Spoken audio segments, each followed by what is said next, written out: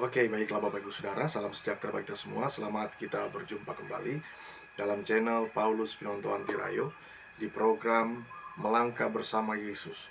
Dalam kesempatan ini saya akan menemani Bapak Ibu Saudara dalam beberapa waktu ke depan. Untuk itu, bagi yang belum subscribe, silakan tekan tombol subscribe-nya, komen, like sebanyak-banyaknya, dan Bapak Ibu bisa share video ini. Dan jangan dilewati atau jangan di skip video ini agar supaya Bapak Ibu Saudara mendapatkan notifikasi khotbah-khotbah atau renungan-renungan dari saya. Dan terima kasih kepada Bapak Ibu Saudara yang sudah subscribe channel ini. Semoga channel ini makin berkembang berkat dukungan atau support dari Bapak Ibu Saudara. Dan saat ini, jika Bapak Ibu Saudara membutuhkan layanan doa, Bapak Ibu bisa memberikan komentar di kolom komentar di bawah ini atau di komentar yang ada di channel ini.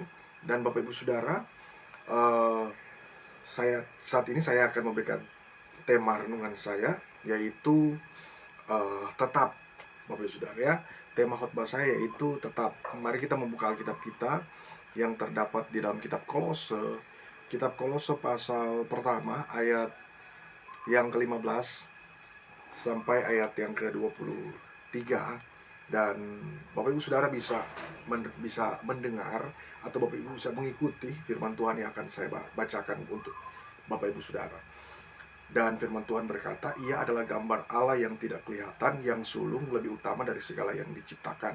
Karena di dalam dialah yang telah diciptakan segala sesuatu, yang ada di sorga dan yang ada di bumi, yang kelihatan dan yang tidak kelihatan, baik singgasana maupun kerajaan, baik pemerintah maupun penguasa. Segala sesuatu diciptakan oleh Dia dan untuk Dia. Ia ada terlebih dahulu dari segala sesuatu, dan segala sesuatu ada di dalam Dia. Ialah kepala tubuh, yaitu jemaat. Ialah yang sulung, yang pertama bangkit dari antara orang mati, sehingga ia yang lebih utama dalam segala sesuatu. Karena seluruh kepenuhan Allah berkenan diam dalam Dia, dan oleh Dialah ia memperdamaikan segala sesuatu dengan dirinya, baik yang ada di bumi maupun yang ada di sorga, sesudah ia mengadakan pendamaian oleh darah salib Kristus. Juga kamu yang dahulu hidup jauh dari Allah dan yang memusuhinya dalam hati dan pikiran seperti yang nyata dari perbuatanmu yang jahat, sekarang diperdamaikannya di dalam tubuh jasmani Kristus oleh kematiannya, untuk menempatkan kamu kudus dan tak bercela dan tak bercacat di hadapannya.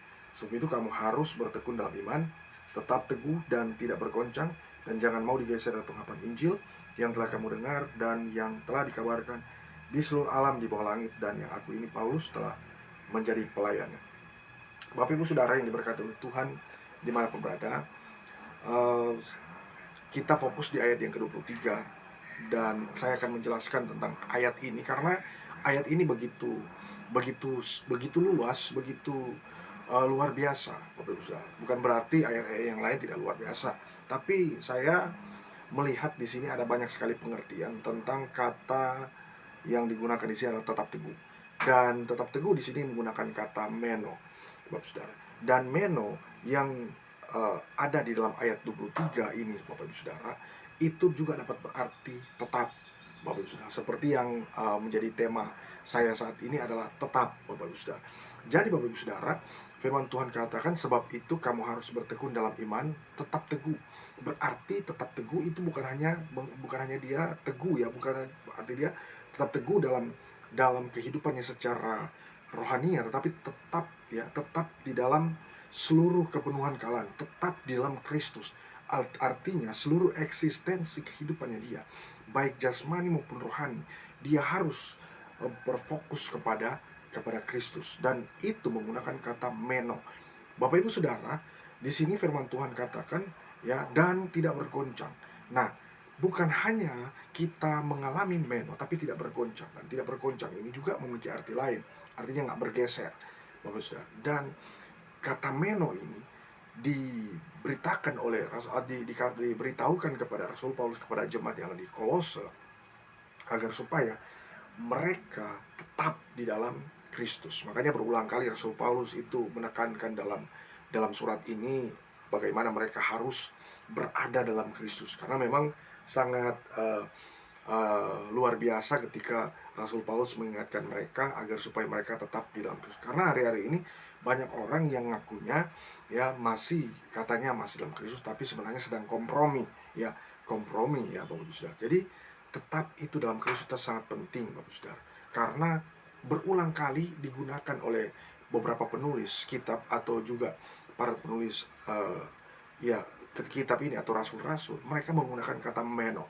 dalam bahasa Yunani, sehingga Bapak Ibu Saudara, para pembaca itu mengerti, memahami, oh ternyata Bapak Ibu Saudara, kita itu harus tetap, harus nggak bisa bergeser dari pengharapan Injil, dari pengharapan kepada Kristus, sehingga kita akan melihat pertolongan Roh Kudus, yang dimana Yesus mengirim Roh Kudus bagi kita Bapak Ibu Saudara. Dan itu sangat korelasi, sangat terkait dan sangat berhubungan antara ya antara Kristus dan Roh Kudus yang diam dalam diri kita.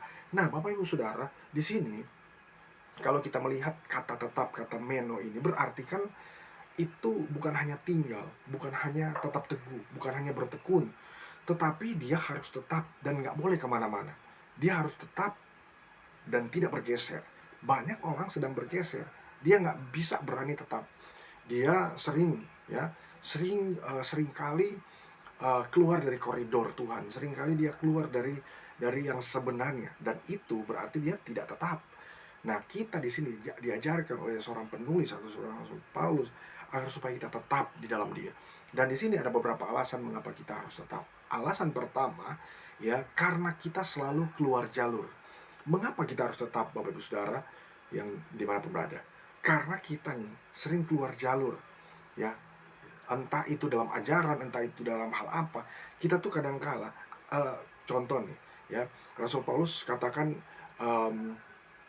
jangan dengan filsafatnya yang kosong seperti itu, tapi kita maunya seperti itu ke situ gitu. Atau jangan berbuat dosa, kita malah berbuat dosa gitu kan.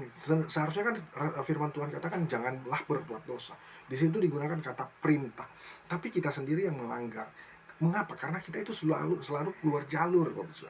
Kita tuh selalu ya, sering kali kita itu keluar jalur, sehingga kita itu harus tetap ya. Kalau kita tetap, maka kita akan belajar bahwa kita akan selalu ingat bahwa kita tidak akan gampang menyakiti hati Tuhan ya. Kita tidak akan gampang menyakiti sesama.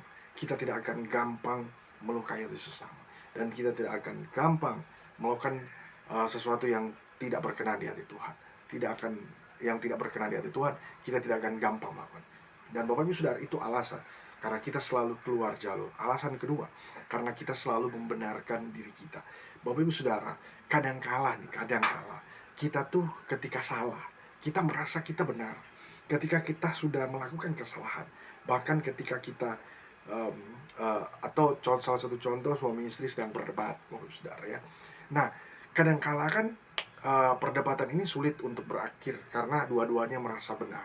Nah, sehingga salah satunya itu tidak meminta maaf dan tidak meminta maaf. Dia merasa bahwa yang satunya itu dia lebih benar, Bapak Ibu Saudara. Nah, ini yang saya bilang bahwa karena selalu membenarkan. Coba ada salah satu dari mereka itu meminta maaf dan lain sebagainya. Pasti di salah satu dari mereka tidak akan menjadi orang yang selalu membenarkan diri. Artinya kalau salah ya memang salah, Bapak Ibu. Kadangkala kita tuh selalu membenarkan diri. Kita selalu menganggap diri kita paling benar karena kita beralasan dengan kita harus berprinsip dong gitu, karena Tuhan mengajarkan saya harus berprinsip. Nah, padahal konteksnya berbeda. Ya, kita harus merendahkan diri sekalipun kita benar. Kebenaran kita itu seperti kain larah, Bapak Ibu Saudara. Kebenaran kita itu tidak seperti kebenaran Tuhan.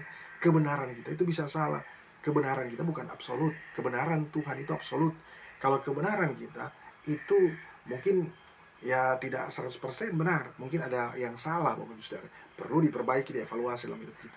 Dan alasan ketiga, karena kita selalu melenceng, Bapak Ibu Saudara. Ya, selain selalu keluar dari jalur, kita tuh selalu terdistorsi, selalu melenceng. Ya, kadangkala kedagingan kita yang nampak, kadangkala nafsu kita yang nampak gitu. Kita pikir itu Tuhan yang bicara, kita pikir Tuhan yang menegur, kita pikir Tuhan yang menuntun. Padahal itu kita sendiri, kedagingan kita, hawa nafsu kita yang kadangkala ingin kita supaya terlihat seperti orang yang benar-benar perfect dan lain sebagainya. Padahal Tuhan mau kita itu jangan sampai melenceng lah di hadapan Tuhan. Artinya kita harus tetap di dalam Tuhan, sehingga Tuhan dimuliakan dalam hidup kita. Nah, Bapak Ibu Saudara, marilah kita tetap mengasihi Tuhan lebih sungguh lagi dengan segenap hati kita, dengan segenap kehidupan kita. Dan Bapak Ibu Saudara, semoga video ini dapat bermanfaat bagi kita semua dan Tuhan Yesus memberkati kita.